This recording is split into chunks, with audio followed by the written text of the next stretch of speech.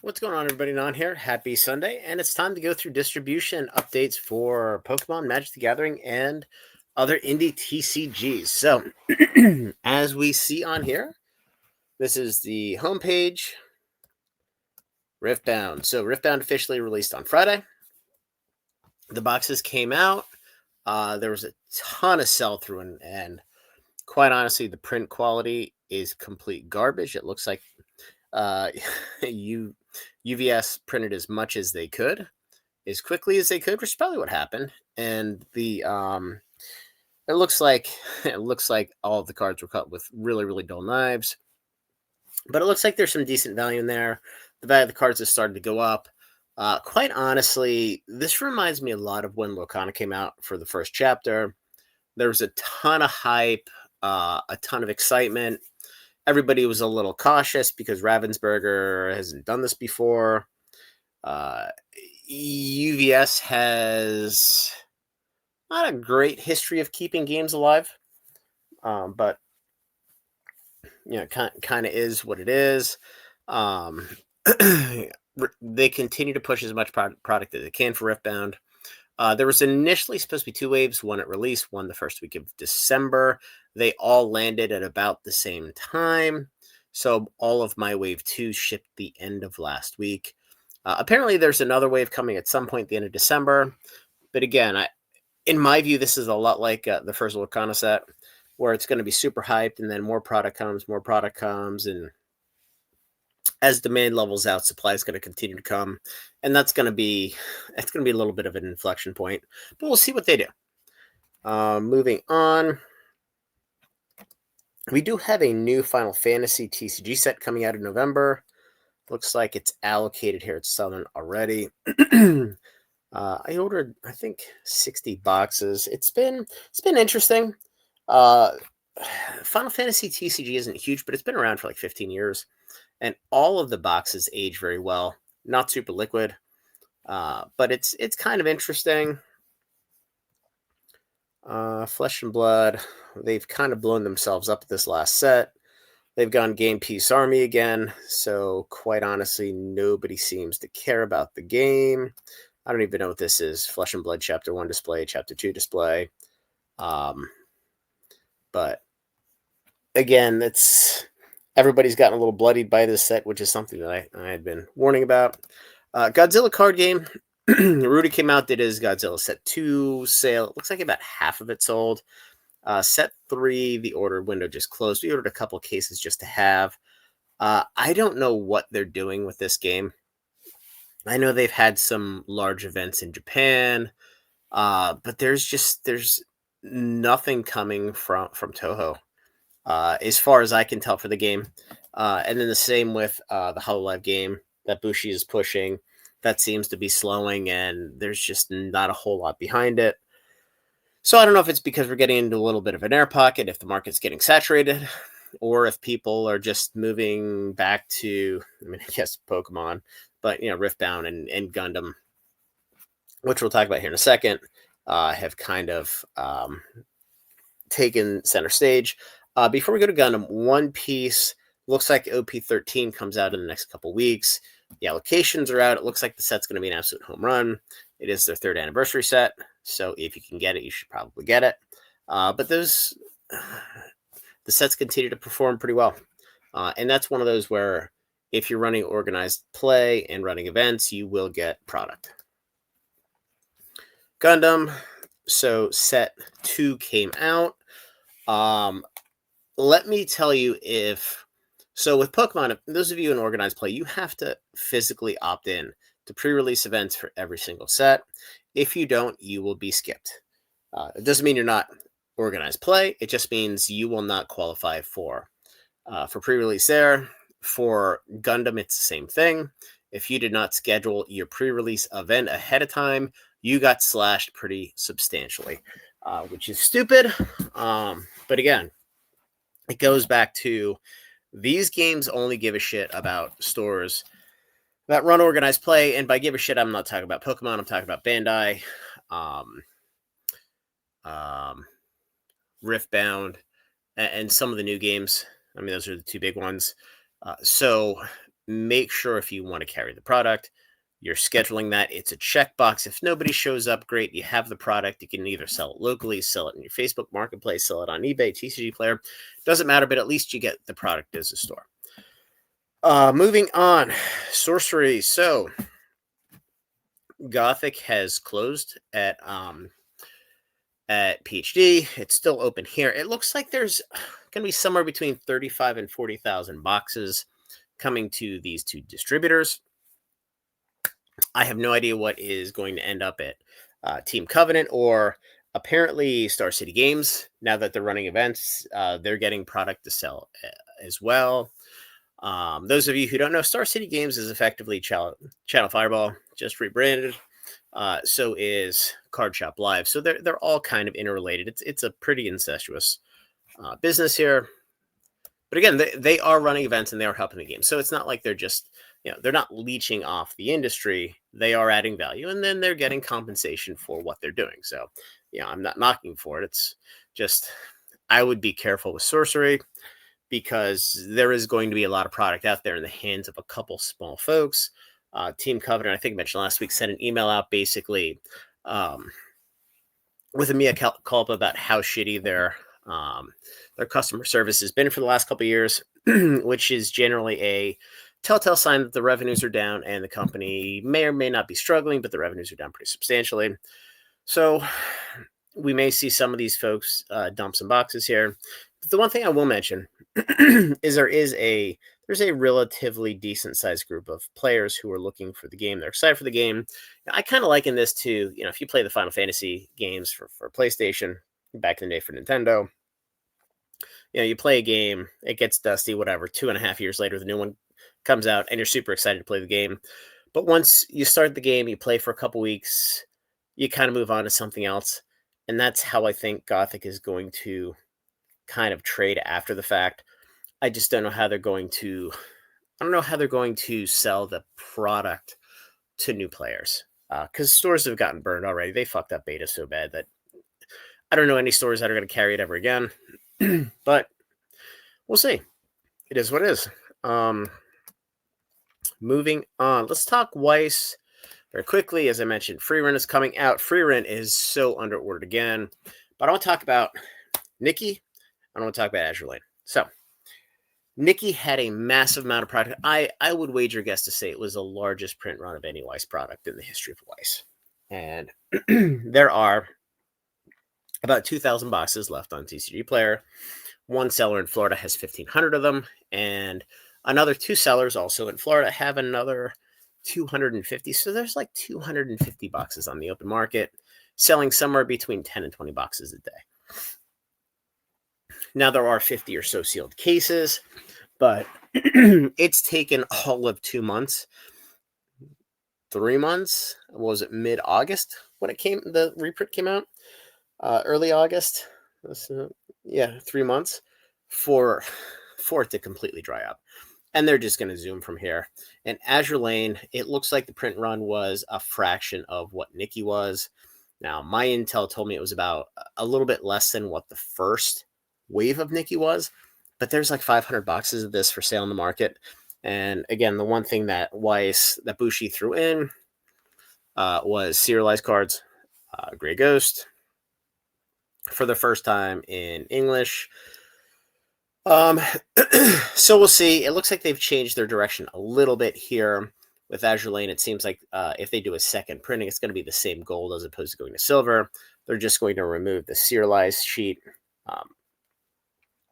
The only reason I mention that is these two sets have had a fairly large amount of liquidity, especially as Weiss Schwarz go. Generally, you see a handful of boxes sell a day, but 10 to 20 boxes a day on sets that are 6 months old, it is a real anomaly when it comes to Weiss. So moving on, let's talk Magic first, because this is super entertaining. So I put out a video late last Friday. I think Rudy actually picked it up, or people sent it to Rudy. Spider-Man play boosters. Both PhD and GTS are soliciting play booster box reprints. I have no fucking idea why. Nobody wants it where it's at. There was a store collector store, I think was the name, that was selling them for $99. I mean, distro price on these, depending on volume, was like 114 to 123. And again, that's you buy 1,000 boxes, or you get 1,000 boxes, or you get a case or a couple boxes. So that price is very, very underwater. So I don't know what they're doing. I'm guessing this is something they had scheduled out a long time ago. You know, they were probably walking around the office with no pants on, talking about how they were crushing it, and how Final Fantasy was great, and how they could do no wrong, and and now all of a sudden they've just basically annihilated the game again. So Avatar is coming out. A lot of product has come to distribution. 2 of the 5 Magic distributors have added on fairly substantially to allocations from the initial minimum allocation, if you will. I'm guessing that the sales at Amazon haven't been great, so a lot of that product has come back to distribution. But we are starting to see an uptick again in collector boxes. I think they're over $600 on TCG Player. Even the play boxes have been super resilient. We've been selling them on TCG Player, quite honestly. We tried to sell them through Discord at $145 a box, and I think we sold 100. By the way, if you want to join our program, it's $15 a month. Join the Discord in the link, and you can buy up to 10 Commander displays at a super cheap price each month. And we have sales on all the new products. But yeah, people seem to not want Avatar, so it's a weird niche thing. And I do want to mention that the Jumpstart booster boxes, so distribution for these was between 96 excuse me, 96 and $99, and there are people selling these already for $99 on TCG Player. So nobody has any faith in Jumpstart. It's already being dumped. I don't know what we're gonna do with ours. I'm strongly thinking about just breaking them and selling singles and running them through the Roka and the Fizz batch, but we'll see. The spoilers don't come out until the end of this week, so we'll go from there. Final Fantasy Holiday. I've talked about this at length. The Chocobo model looks like it's about 60% of the total number of collector boxes for regular Final Fantasy. The Commander Deck's like 8%. I'm just driving off there. Japanese Chocobos are 12%, and then the scene boxes are like 20%. So whatever number you want to throw out there, just take that multiply. This is what made it to distribution. I'm guessing at least 50% of, if not more, the print run is going to Amazon, where these guys will continue to punch themselves in the nuts and destroy their own product like they did for Spider-Man. Because I don't know why. They can't get out of their own way. Lauren looks like it's going to be good. Everybody's super excited for an actual Magic set. And then after that, we have probably the worst set in the history of Magic. I'm guessing with Teenage Mutant Ninja Turtles. It is going to be a smaller set than Spider-Man. It's a crappy IP. So they signed a blanket deal with Paramount, and they're running all of the Paramount IPs. If you look at most of the universes beyond in the past year, and everything in 2026 except for The Hobbit, it is all Paramount IPs. Star Trek, Teenage Mutant Ninja Turtles, Avatar this year. The Hobbit obviously is not, I don't believe. But yeah, it's like these guys signed a licensing deal with a company, and they're just going to cycle through every little niche IP, which I'm not sure what they're thinking. But hey, yeah, who knows?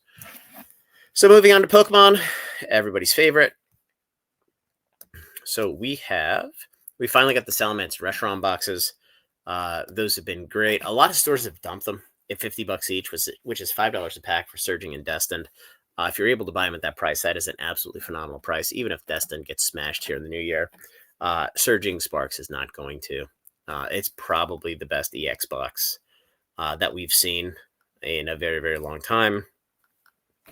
Let's see. Here we go. Mega Lucario comes out this Friday, I believe. And then after that, we have the Trainer Toolkit. We have the Gengar Diancie decks, which, by the way, these have already shipped from Target, Walmart. I'm not sure if Amazon has or not. but it got pushed back for LGSs. It did not for our friends at MJ Holdings and Excel. But these are selling very, very well. We have the Mega Charizard EX. I have some people in Discord that think the product's going to get smashed like Charizard from Sword and Shield. And I definitely appreciate that perspective, because those of us who lived through it, I mean, we all remember they came out north of $200, and then they got smashed down to basically $80 per Ultra Premium collection. But I think in this world, the promos alone, I don't see the Charizard promo selling for under $50, ever getting for under $50 in a non-damaged condition. The other one, Orcorio, I think,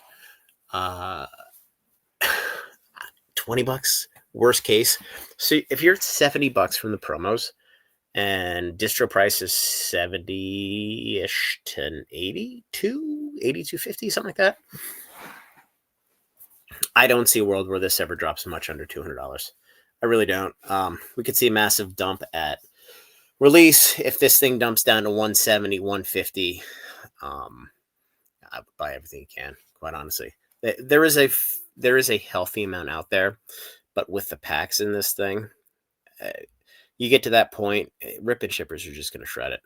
You sell the promos and you're into packs at $5-6 a pack for Destin, Mega 1 and Mega 2. It's an absolute home run, and that's really going to put a floor on the product, I think. Yeah, you may see a couple days of market fragmentation just based on little stores with no liquidity dumping. But that remains to be seen. Now we have the Prismatic Premium Figure Collection, which has been delayed for like 2 months now because of the safety on the back of the pin. It looks like that is finally scheduled to release on the 14th of November. Somebody told me it got pushed back to the 21st. Either way, I guess they got their little safety stickers that says "Don't stab yourself in the face." So those will finally be coming out. Some really cool promos, and I think they're 12 packs as well. Also have heard unconfirmed rumors, but very, very believable, and I have a high degree of confidence that they are correct, that there is a super premium collection reprint coming. It is about that time. It's been 5 months, 6 months, something like that, since they've come out. It's time for Wave 2.